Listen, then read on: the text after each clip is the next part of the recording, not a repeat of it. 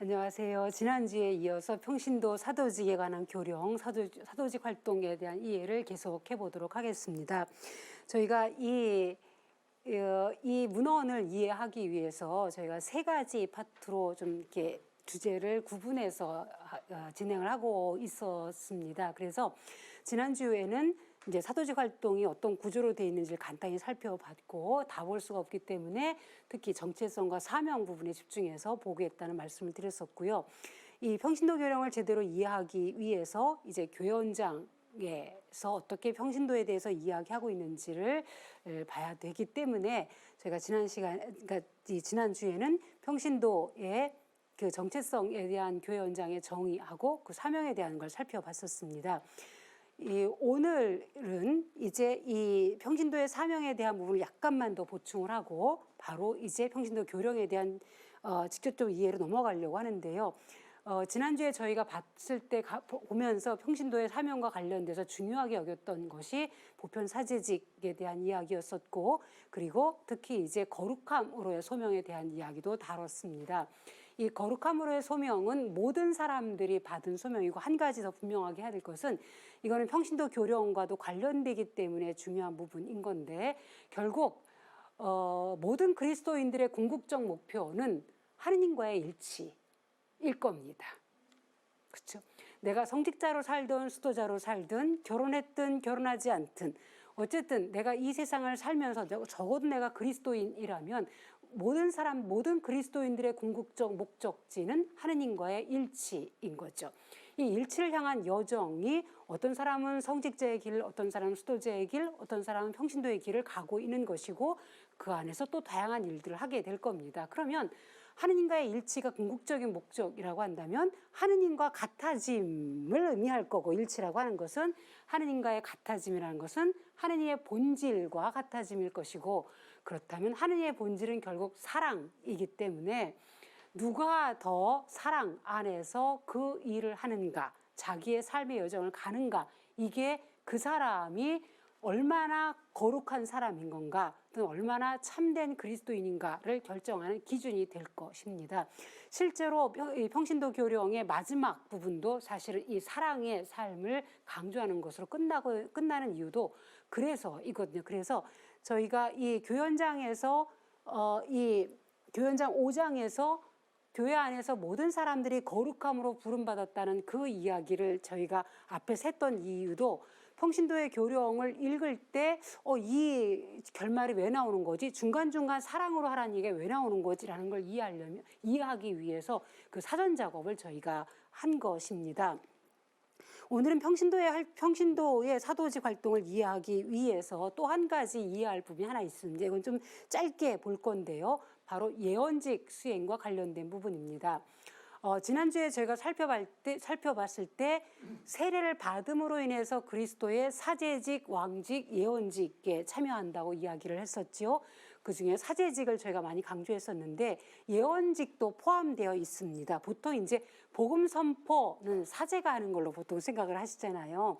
그런데 복음 선포는 사제들만 하는 것이 아니라 세례 받은 모든 사람들이 하도록 부름받았다는 거죠. 왜냐하면 내가 예수님을 믿고 세례를 받았다는 이야기는 내가 예수님처럼 살겠다라는 걸 의미하는 거거든요. 그러면 예수님이 하셨던 사제직, 예언직, 왕직에 나도 참여하도록 초대되었다라는 것을 의미하는 것이고, 초대된 것만이 아니라 그럴 의무와 권리까지도 지니는 거거든요. 그래서 이 예언직에 대한 부분도 좀 짚어보겠습니다. 왜 짚냐면 평신도 교령에서 이 예언직에 대한 이해가 전제된 이야기들이 계속해서 나오거든요. 그래서 이 예언직도 같이 한번 살펴보겠습니다.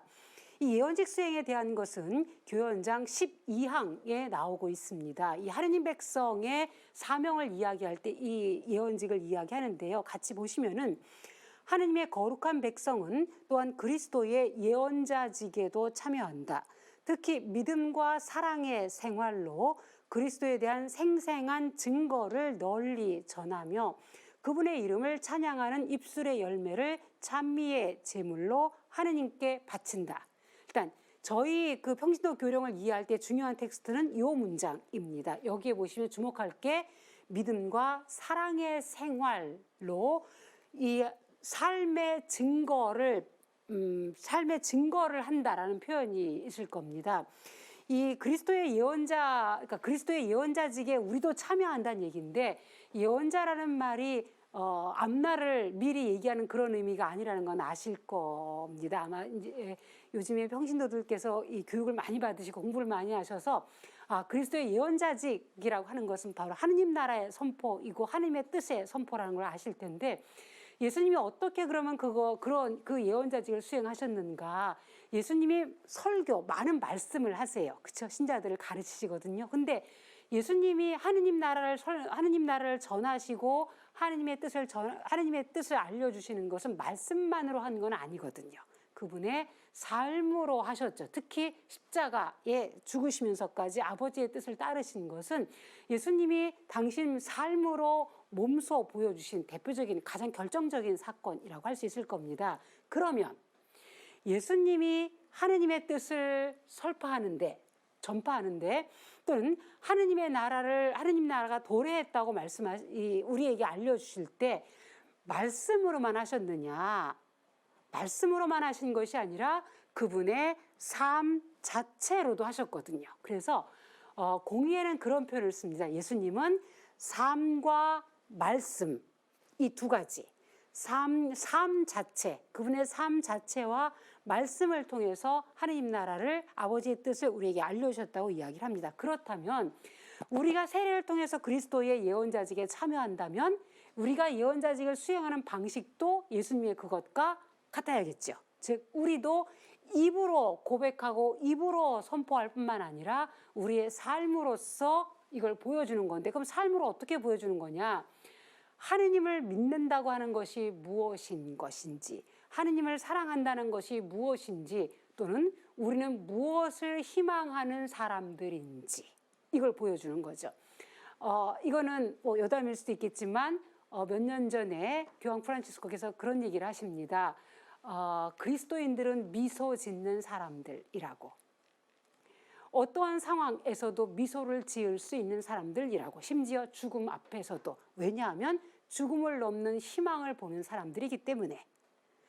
그래서 내가 예수를 믿는다고 하는 것은 예수님을 믿고 구원받는다는 그런 아주 단순한 진리만이 아니라 예수님처럼 믿고, 예수님은 신앙의 대상이지만 동시에 신앙의 모델이시거든요. 왜냐하면 신앙이라고 하는 건 하느님의 뜻에 나를 내놓는 걸 의미하는 거거든요. 그러면 예수님만큼 당신을 내놓으신 분은 없어요. 그래서 신학적으로는 예수님은 우리 신앙의 대상이지만 우리 신앙의 모델이시거든요. 모범이세요. 그러면 예수님처럼 믿고 예수님처럼 사랑하고 예수님처럼 희망하는 거, 이게 우리가 해야 될 일이라는 거죠. 이게 그리스도인들이 예언자직을 수행하는 방식입니다. 신자들이 예언자직을 수행하는 방식과 관련되어서 평신도가 예언자직을 수행하는 것에 대해서는 교연장 4장에서 이렇게 얘기를 하고 있습니다. 위대한 예언자이신 그리스도께서는 생활의 증거와, 이제 나왔죠? 여기 그러니까 삶의 증거, 삶 자체. 그렇죠? 예수님이 그러시잖아요. 나를 보았으면 곧 아버지를 본 것이다. 그렇죠? 삶의 증거와 말씀의 힘으로 하느님 아버지의 나라를 선포하셨으며 영광이 완전히 드러날 때까지 당신의 예언자직을 수행하신다. 자, 이제 이게 무슨 말씀인지 이해가 되실 겁니다. 그리스도께서는 당신의 이름과 권력으로 가르치는 교계만이 아니라, 그러니까 성직자들만 예언자직을 수행하는 것이 아니라 평신도들을 통해서도 예언자직을 수행하신다. 예수님은 당신이 사셨던 그 방법을 몇몇 사람들만 따라서 살는 걸 원하는 것이 아니라 당신을 믿는 모든 사람들이 그렇게 살기를 원하신다라는 것이죠. 바로 그 목적을 위하여 평신도들을 증인으로 세우시고 신앙 감각과 말씀의 은총을 주시어 가정과 사회의 일상에서 복음의 힘이 빛나게 하셨다. 조금만 더 자세히 말씀을 드린다면은, 이 평신도들이 이 삶의 자리에서 그리스도께서 원하시는 것들을, 하느님의 뜻이 무엇인지, 하느님 나라가 무엇인지를 사람들에게 알려준다는 거죠. 그렇다면은 실제 평신도들이 예언자직을 수행할 수 없는 장소는 아무데도 없어요. 또는 그리스도인들 가운데에서 예언자직, 말씀의 선포, 그러니까 예언자직을 수행하는 것, 말씀의 선포 직무로부터 제외되어 있는 사람은 아무도 없어요. 이거는 중세 토마스 아퀴나스라는 신학자도 마찬가지로 이야기합니다. 말씀 선포의 의무와 권리로부터 배제되어 있는 그리스도인은 단 한 사람도 없다. 그러면 이제 저희가 예언자직도 이야기했고 그 다음에 보편사제직도 이야기했는데, 이렇게 봤을 때 평신도들이 보편사제직과 예언자직을 수행할 수 없는 삶의 자리는 아무데도 없어요. 교회 안에서 뿐만 아니라 일상의 모든 삶 안에서 우리는 그 직무를 수행할 수 있는 거죠. 저희가 자세히 다루진 않았지만 왕직 부분은 다루지 않았잖아요. 이 왕직에 대한 것은 아주 간단하게 말씀을 드린다면, 여기서 왕이라고 하는 건 누구의 명령에 따라 일단 두 가지 차원을 생각할 수 있는데요. 첫 번째는 뭐냐면, 왕이라는 말이 원래 가지고 있는 의미가 누구의 명령에 따라 움직이는 사람이 아니라 자기가 주체적으로 행동한다는 의미거든요. 그렇죠? 그래서 이 보편사제직을 이야기할 때도 왕다운 사제직이라고 이야기합니다. 즉 사제직을 누가 시켜서 하는 것이 아니라 내가 주체가 돼서 나의 그 사제직을 수행한다는 그런 의미로 왕다운 사제직이라는 말을 하나 쓰고, 두 번째는 그리스도의 왕직은 다스리는 것이 아니라, 그렇죠? 섬김을 받는 것이 아니라 섬기러 온 왕직이잖아요. 그래서 신자들이 이렇게 아까 사랑에 대한 이야기를 하기도 했지만은 이렇게 다른 사람들을 섬기는 데 있어서, 사랑의 활동을 하는 데 있어서 바로 왕직을 수행한다고 할 수 있을 겁니다. 자, 이런 의미의 사실은 교연장에서도 그 얘기가 나오는데, 평신도들이 자신들의 이러한 이 예언자직 또는 왕직, 사제직을 수행할 수 있는 가장 탁월한 장소는 가정입니다. 가정. 사실 교회 원장이 가장 많이 강조하는 곳은 가정입니다. 이건 사목헌장도 마찬가지이고, 왜냐하면 2차 바티칸 공회에는 교회를 가정교회라고 이야기를 하고 있거든요. 신앙의 출발지가 가정이기 때문에. 그래서 교회 원장도 강조하고 있고, 이 평신도 교령을 읽어보시면 평신도 교령에서도 가정을 엄청 많이 강조하고 있는 걸 보실 수 있을 겁니다. 자, 그 다음에 저희가 살펴볼 거는, 저희가 지난주에 평신도를 이해하려면 평신도를 교회 다른 구성원들과 분리시켜서 이해할 수 있는 것이 아니라 다른 구성원들과의 관계 안에서 봐야 된다고 이야기했잖아요. 평신도가 가장 깊이 관계를 맺고 있는 분들이 이제 교회 안에서 성직자들일 겁니다. 그래서 이 교회 현장에서도 성직자와 평신도의 관계를 이야기를 하기 때문에 저희가 살펴볼 건데, 이 관계를 이해할 때 가장 중요한 부분이 바로 보편사제직과 직무사제직의 관계 부분입니다. 이 부분을 이해하셔야지만 뒤에 평신도 교령에서 나오는 사제직과 사제들과 평신도의 관계도 더 이해하실 수 있을 거예요. 이 부분이 정확하지 않으면 너무나 쉽게 평신도와 사제의 관계를 상하 종속 관계로 이해하기가 쉬워요. 근데 2차 바티칸 공의회는 평신도와 사제의 관계를 상하 종속 관계로 보는 게 아니에요. 공의회는 계속해서 뭘 강조하냐면 하느님의 자녀임에 있어서의 동등성을 이야기합니다. 동등성. 그래서 이 평신도와 교계제도의 관계를 교회 원장이 어떻게 이해하는지를 함께 보시면, 이 보편사제직과 직무사제직에 대해서 이렇게 이야기를 합니다.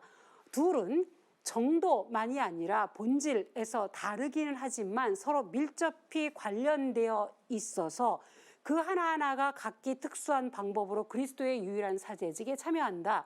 여기 지금 정도하고 본질이 나오잖아요.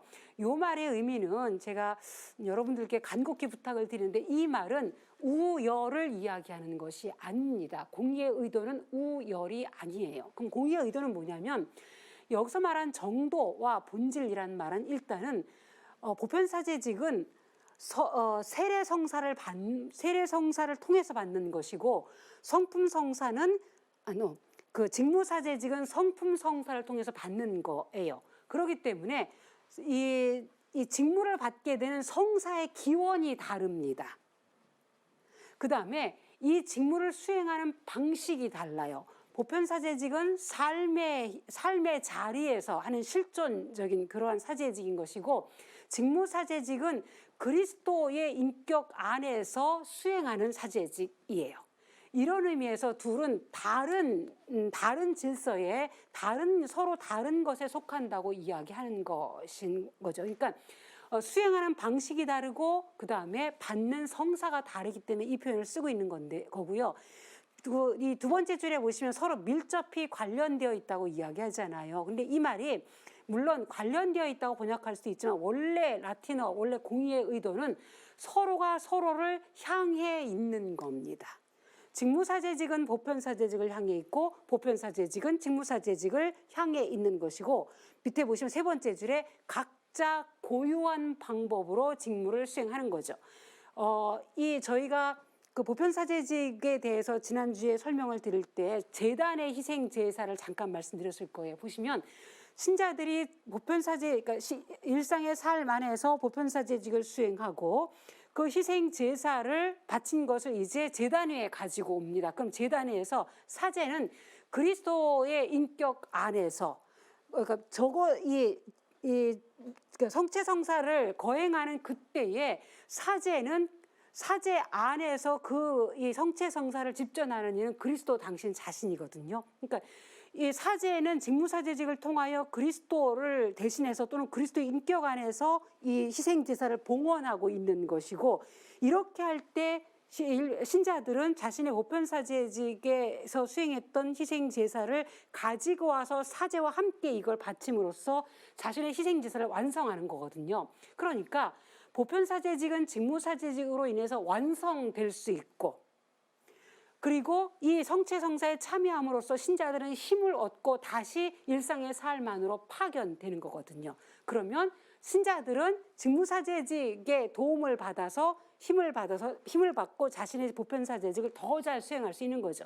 이런 의미에서 직무사제직과 보편사제직은 서로가 서로를 향해 있다고 볼 수 있는 거예요. 이거를 평신도 교령에서 어떤 표현을 쓰냐면 서로가 서로를 보완한다고 이야기해요. 또는 서로가 서로를 완성한다라는 표현을 평신도 교령에서도 이야기를 하고 있습니다.